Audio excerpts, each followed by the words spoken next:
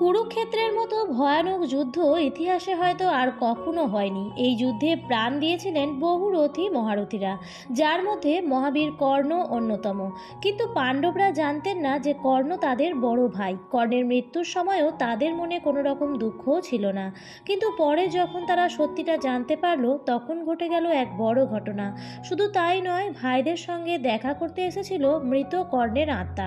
তারপর কি হয়েছিল জানলে আপনারা চমকে উঠবেন। সকলকে আমার ইন্সপায়ারিং উইথ পিয়ালি চ্যানেলের আরও একটি নতুন ভিডিওতে অনেক স্বাগত। আজকের আমাদের আলোচ্য বিষয় কর্ণের আত্মা তার ভাইদের কি বলেছিল। আর আপনি যদি এই চ্যানেলটিকে এখনও পর্যন্ত সাবস্ক্রাইব না করে থাকেন তাহলে এখনই করে নিন, কারণ আমরা এই চ্যানেলে এই ধরনের ভিডিও দিয়ে থাকি। মহাভারতের দুই কড়া প্রতিদ্বন্দ্বী কৌরব ও পাণ্ডু। কৌরব পক্ষের তিন সবচেয়ে বড় যোদ্ধা ছিলেন পিতামহ ভীষ্ম, গুরু দ্রোণ এবং মহাবীর কর্ণ। ভীষ্মের শরশয্যা নেওয়ার পর একদিন দ্রোণাচার্যের পতন হয়। তখন কৌরব পক্ষের সেনাপতি হিসেবে নিযুক্ত হন কর্ণ। তার সবচেয়ে বড় প্রতিপক্ষ ছিলেন অর্জুন। এমনকি তিনি মাতা কুন্তিকে কথা দিয়েছিলেন যে অর্জুন ছাড়া তিনি আর কোনো ভাইকে হত্যা করবেন না, যে কারণে বাকি পাণ্ডবদের প্রাণ রক্ষা পেয়ে যায়। কিন্তু তারা এটাকে কর্ণের দুর্বলতা বলে মনে করেন। একসময় অর্জুন এবং কর্ণের এক ভয়াবহ সংঘর্ষের সূচনা হয়। গুরু পরশুরামের দেওয়া অভিশাপের কারণে কর্ণের রথের চাকা মাটিতে আটকে যায়। সেই সময় অর্জুনের নিক্ষেপ করা বাণেই তার পতন ঘটে। মহাবীর কর্ণের মৃত্যুর সময়ও পাণ্ডবরা তার প্রতি সামান্য সংবেদনশীলও হননি। কিন্তু শ্রীকৃষ্ণ কুন্তিকে বলেন যে এখন আর কোনো কিছু গোপন করা ঠিক নয়। সারা জীবন কর্ণ তার প্রাপ্য সম্মানটুকু পায়নি। তার নিজের ভাইরা তাকে শত্রু মনে করেছে। মৃত্যুর সময় তার পরিচয় গোপন রাখা উচিত নয়। তখন কুন্তী পাণ্ডবদের জানান যে কর্ণ আসলে তাদের জ্যেষ্ঠ ভ্রাতা ছিল। এই কথা শুনে পঞ্চপাণ্ডব থেকে সবাই শোকে কাতর হয়ে পড়ে।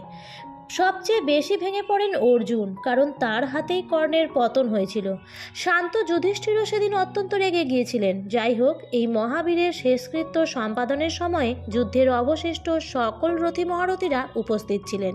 স্বয়ং ভগবান শ্রীকৃষ্ণ কর্ণকে আশীর্বাদ করেন। একসময় মেঘের আড়াল থেকে দেখা দেয় মহাবীর কর্ণের আত্মা। সারা জীবন যে ভাইদের সঙ্গে ভালোভাবে কথা বলতে পারেনি, আজ মৃত্যুর পর তাদের দিকে তাকিয়ে তিনিও শোকে কাতর। এভাবেই সেই মহান আত্মা স্বর্গের দিকে প্রস্থান করলো। কিন্তু পাণ্ডবরা নিজেদের ক্ষমা করতে পারলেন না। সারা জীবন যার সেবা করা উচিত ছিল, সেই কর্ণকে নানানভাবে অপমান করেছেন তারা।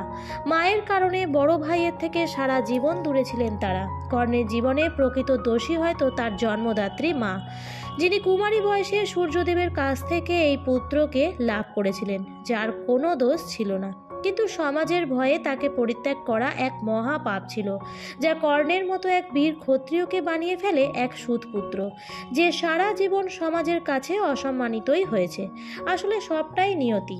যেখানে স্বয়ং ভগবান শ্রীকৃষ্ণকে কষ্ট ভোগ করতে হয়েছে, সেখানে কর্ণ কিংবা পঞ্চপাণ্ডব অতি সামান্য। তো বন্ধুরা, কেমন হলো আজকের ভিডিও? অবশ্যই ভালো লাগলে লাইক, কমেন্ট এবং সবার সঙ্গে শেয়ার করতে ভুলবেন না। আজকের পর্বটি এই পর্যন্তই। এই ধরনের আরও ভিডিও পাওয়ার জন্য চ্যানেলটিকে সাবস্ক্রাইব করে পাশে থাকার অনুরোধ রইল।